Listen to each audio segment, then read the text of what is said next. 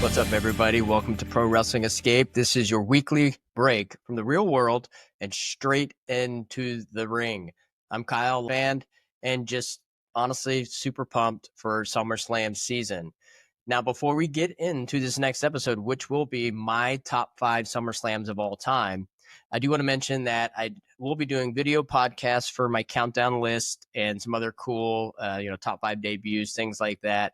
But for the standard, previews for pay-per-views, prediction episode types, those will be probably strictly audio, but I'll let everybody know. But just know it's going to be a mix of video podcasting and audio podcasting. So for this one's going to be video podcast. So if you are listening to it, thank you for listening to it, whether it's on your way to work or working at home or at work. That's fine.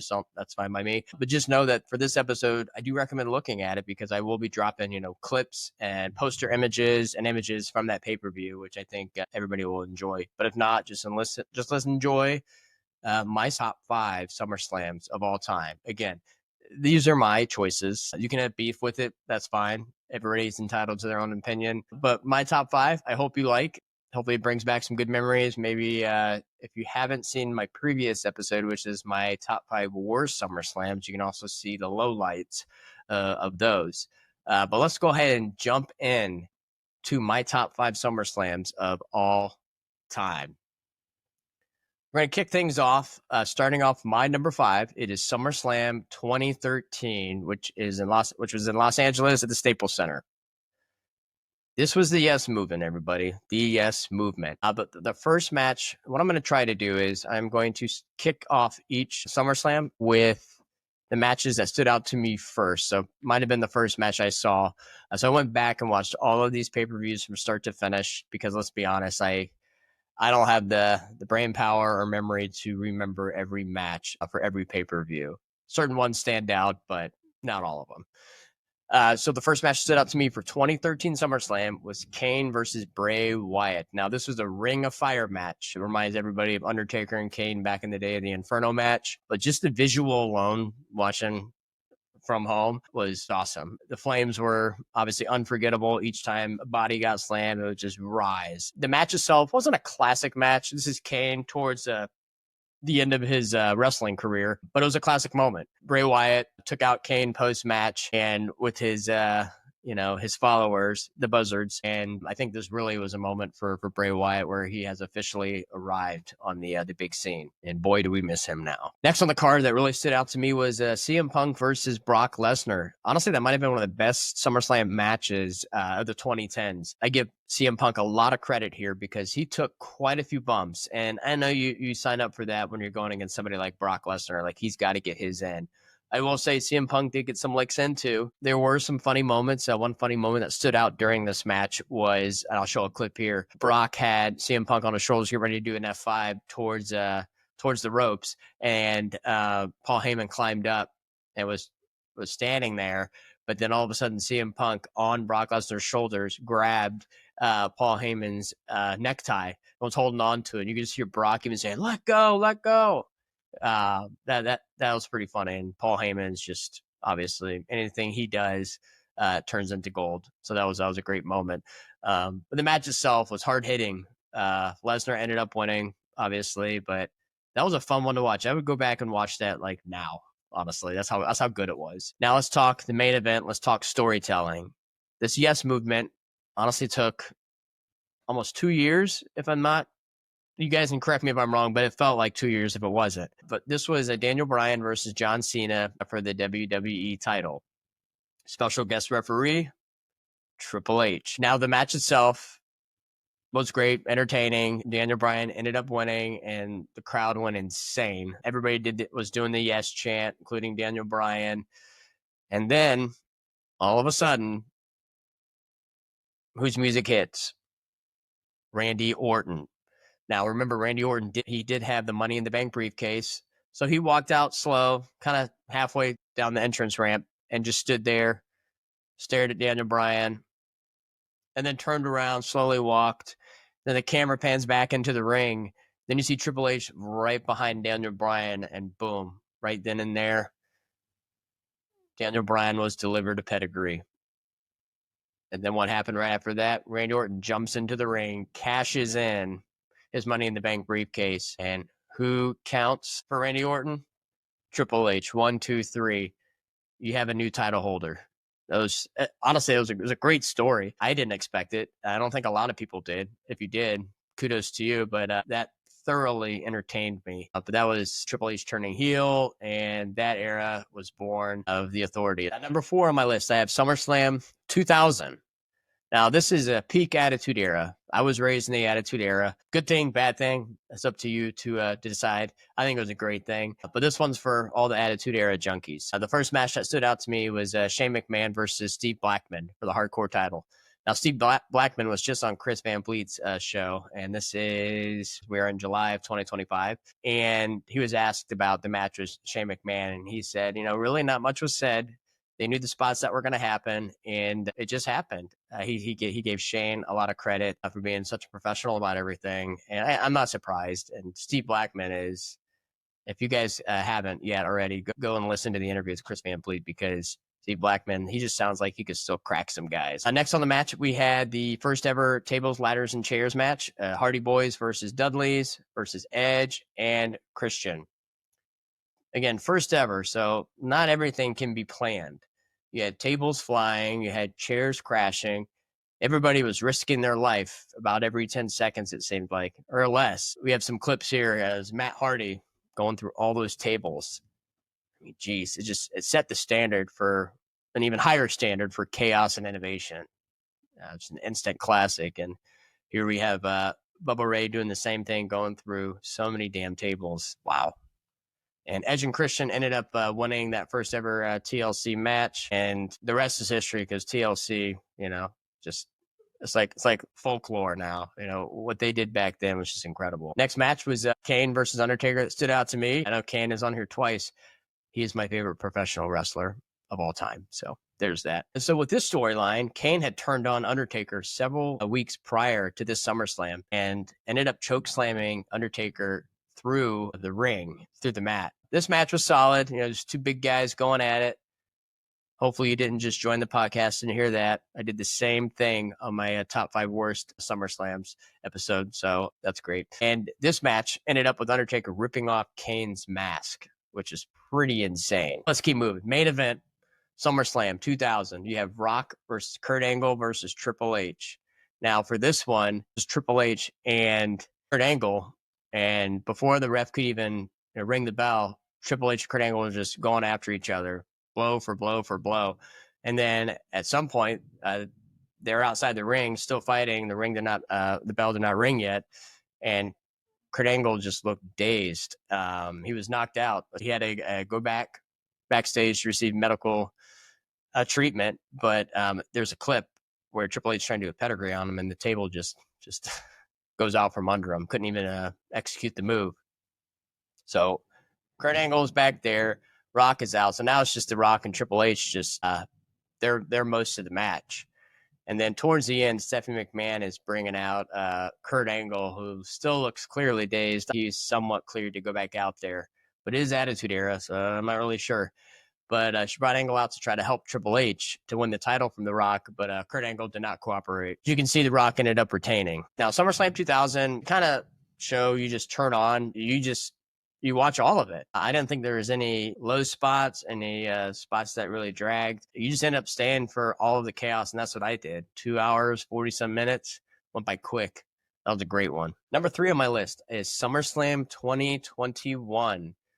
Now, this is the COVID era, so everybody is able to be there, but everybody has to wear a mask. All of that just seemed like a bad dream. But let's jump forward. First match that stood out to me on this was Sheamus versus Damian Priest for the U.S. title. This is Damian Priest when he was still somewhat new to the roster, and I believe at that time the internet was referring to him as bisexual Undertaker. Yeah. Priest ended up winning that title off of Sheamus, but the real moment, how about this guy? Nah, that wasn't the real moment. The real moment was this. Becky Lynch returning out of nowhere. I gotta admit, I remember that happening. And when her music hit, I was pretty hyped. What I did not think would happen is she would march down there, have that match with Belair, not only beat Belair, but beat her under 30 seconds. Kind of reminded me of the Kofi Brock Lesnar thing when Kofi had the title. And then Brock Lesnar had a match, and I think it lasted like under 10 seconds. So this is one of those moments where fans are, I think, somewhat divided. Some fans loved it for Becky, and then some fans absolutely hated it for Bianca Belair. I wasn't the biggest fan of the way it went down, but it got everybody buzzing and talking about it. Also in 2021 SummerSlam, you had Edge versus Seth Rollins. I forgot about this match. I know. Take it easy on me. Match of the night easily for the SummerSlam. They just go back and forth, both super athletic, and just they know what they're doing in the ring. Edge won by a crossface submission, which, again, that match is a hell of a match. I would go back and watch that. That was an instant classic. In the middle of the match, you knew it was a great match. You knew it was going to be one for the history books. Also in this SummerSlam, which is kind of an awkward moment, I get. Not awkward, just it was Goldberg versus Bobby Lashley. I mean, on paper, you think it'd be incredible. Now, Goldberg's a little bit older. Yes, I know he has a match here in 2025. But here at this SummerSlam, this is when Bobby Lashley is playing the heel role, and he had attacked Goldberg's son after Goldberg's son tried to jump on Bobby Lashley's back. He ended up retaining the WWE title from Goldberg, all said and done. Just wanted to mention that. The main event was Hollywood versus Tribal Chief. It was John Cena versus Roman Reigns. It had a big match feel. It was a big match. I will say the crowd seemed to have cheered more for Cena during the entrance for both Cena and Roman when comparing them. There was an impressive spot in the match. See if I can get a clip here. It was Cena did his move from the second rope, the attitude adjustment to Roman Reigns. Like, we all know how strong John Cena is, but I mean, there's just times where you're like, holy crap, like he's that strong. Ended up with Roman taking the victory, and then this guy shows up, setting up to Crown Jewel months later that same year. Overall, the stadium setting, it was great. It was honestly the pacing was super strong. And I know if you've watched the previous episode of my top 5 worst, one of my big complaints on one of them was a certain SummerSlam lasted over 4 hours, and this one did too. But for this one, it was just jam-packed from start to finish. Every match felt like it mattered. But I'm not going to mention the Eva Marie and Alexa Bliss match. Not Alexa Bliss's fault either. Anyways, SummerSlam 2021 proved WWE could still bring the spectacle, even with COVID and everything that was going on. So that was number 3 on my list. Number 2, it was SummerSlam 1992. Now, you remember, this is Wembley, 80,000 plus fans in Wembley Stadium. And oh God, like for me, this is pure nostalgic moments. I remember watching this with my dad on the illegal cable box, the black box. I think for us, it was channel 28 or 29. One was the pay-per-view channel, and the other one was Playboy. So a couple of moments that stood out to me for this was a very young Shawn Michaels, HBK, when he was really starting to get into his Heartbreak Kid gimmick, going against Rick Martel. Just the ego really started to come into play here for HBK. It's funny going back and seeing how some of these guys did develop and how it started. Also, you had Randy Savage, Macho Man versus the Ultimate Warrior for the world title. Just check out their ring attire. It's, man, I miss those moments. I really do. But during the match, Ric Flair, Mr. Perfect came out. Ric Flair was pretty upset because he felt like he should have been in this match. So he interfered against both guys. But which ultimately what happened was Ultimate Warrior won by countout. And remember, Macho Man had the title, but because Ultimate Warrior won by countout, the title could not change. That was nostalgic vibes right there for sure. Next, you had Undertaker, full gimmick mode, arriving by hearse. He fought Kamala, God, politics, and a crowd that was just hot all night. I mean, just, fast forward to 2025, me going back and watching this a few nights ago, like, I felt like I was there. I mean, that was so many years ago, and that was good. I would chalk that up for being a great card, but also being very nostalgic. But I cannot forget this match on that same card, British Bulldog versus Bret Hart. The technical masterpiece, a family story that really just hit home. Great match. Obviously, both of these guys, especially Bret Hart, but Bulldog ends up winning the Intercontinental title in his home country. I mean, it's exploded. It just wasn't, the show wasn't just iconic for the matches. I mean, you got to realize it was iconic for just the atmosphere as a whole. just to be there. But to this day, a lot of fans will call this SummerSlam their number one, and I totally get it. But I do think that really set the bar moving forward for SummerSlams into the future. Now, my number one. Any guesses? What do you think? Do you think it's something recent? Think it's something from the early 90s, mid 90s, early 2000s? Remember I said I was an Attitude Era child. So yes, SummerSlam 2002 is my number one SummerSlam, and I'm going to tell you why. The show, masterclass, and match quality. I mean, from the opening bell to the final F5 in the main event, it just delivered like crazy. I remember eating pizza and drinking cream soda. And keep in mind, I was, I got to do math now, about 14 years old. So I was living a life, staying up late, watching this, eating junk food, drinking soda. But I mean, let's just get down to it. The first match on the card was Kurt Angle versus Rey Mysterio. It's the first time they ever fought in WWE. I mean, they went out there and just blew the roof off in about 10 minutes. I mean, another match you should go back and watch right now. I mean, just Rey Mysterio's speed at that time, obviously Kurt Angle's strength and his suplexes. It felt like a video game, but in the best way. It really could have been the main event, but that was just the first match. They set the bar super high, and as the night just continued, it just got hot. The bar just got higher and higher and higher. Later in the match, probably my favorite. This is a core memory unlocked for me. Shawn Michaels returning from a 4-year retirement. And just remember the build up to this. He came back, with Triple H in the ring.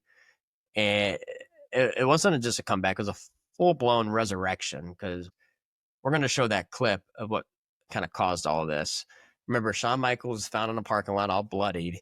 And then Triple H was just pissed off, trying to figure out who it was. So they're both in the ring one night on Raw, and all of a sudden, Triple H pedigreed Shawn Michaels, and then everybody just, when that happened, that was one of the times that wrestling just hurt me to my core. I did not want to see that happen. But all right, enough of that tangent. Let's go back to the match in 2002. The match itself, brutal story. Shawn Michaels was just selling like he could, and just the emotion in that finish was just goosebumps. I mean, I'm going to show some clips of some of these bumps they took on in this street fight, and you're kind of wincing at certain points, because Shawn Michaels was gone for a while with his injuries, and the last thing you want is a guy to get hurt again in their first match. And the first match is a street fight, and God, it was an incredible match. But wow, yeah. So sorry, I marked out a little bit on that one. I'll reel it back in, but that might have been my favorite match at that SummerSlam. But that wasn't even the main event. The main event was The Rock versus Brock Lesnar. I mean, this is, I will call it peak passing of the torch. I know that's phrase used a lot, but I think this is one of those moments where it was a peak moment. The Rock had just wrapped up filming for Scorpion King. Honestly, we all knew he was on his way out.